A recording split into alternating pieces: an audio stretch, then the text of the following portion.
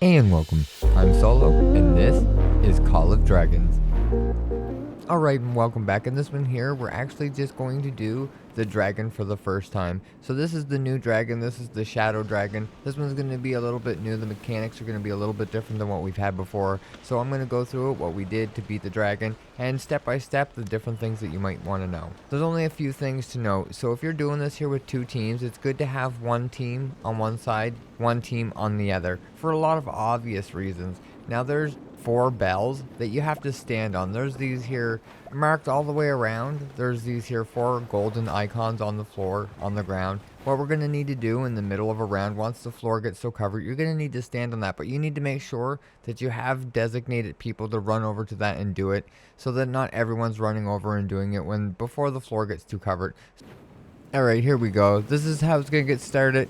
Now we're just going to run in, same as any other behemoth. We're just going to keep a tank on. We're just going to have a tank, hold it there so that it's not attacking everyone else, and we're just going to do as much damage as we can. Now see all these here purple things coming up on the floor? These are purple circles coming on the floor. Once the floor gets so full, we're going to go stand on these here golden... We'll stand on these here golden circles to ring the bell. As you can already see, our damage is pretty good, so it's going fairly fast.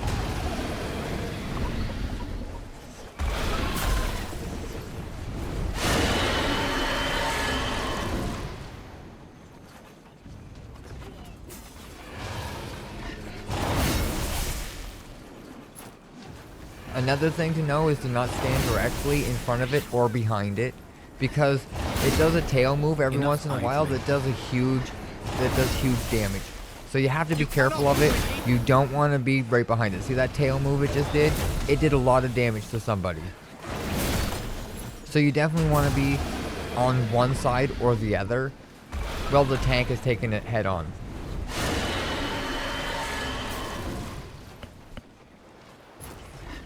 This is just going to prevent you from getting hit by its tail and its claws at the same time. See, we should be standing on the bell now. This is a little bit too full, and we should definitely be standing on the bell to clear it.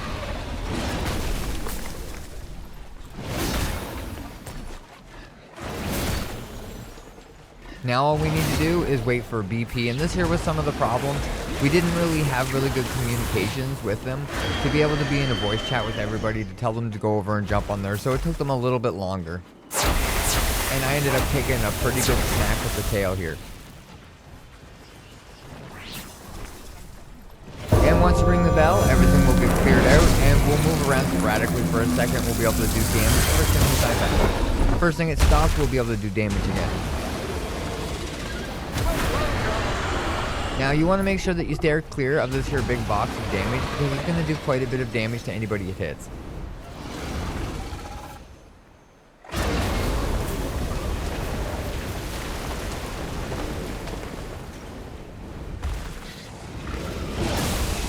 Now again, stay to the side. You don't want to be in front or behind it. So those people behind it over there on BP are going to take a little bit of tail damage here if it turns. See, that one guy took quite a bit of damage. So you should definitely be moving one side or the other.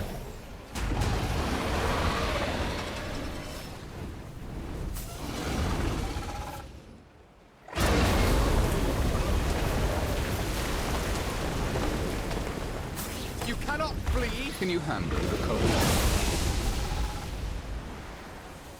Now for this here, I see the damage is low, and I'm actually just going to tank it instead of moving. Most times I would have run side to side, but there's so many purple circles on the floor that are going to do damage to me that staying here until it's done is probably my best bet. Neither graceful nor efficient. I don't actually suggest tanking it like I did.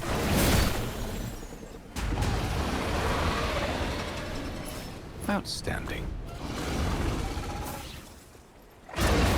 But I was pretty sure we were going to win it, so I put the emote and had a little bit of fun with it. But those moves, you want to definitely kind of direct them away. Like, you want your tank to direct them away that doesn't cover your whole entire floor.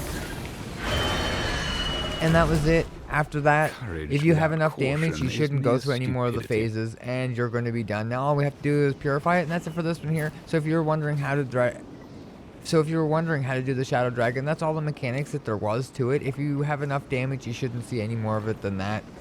But that's it for this one here. If you think I forgot or left something out, definitely leave it in the comments below. And if you like or found the video helpful, hit the thumbs up and get subscribed for more content. Thanks for watching. Bye!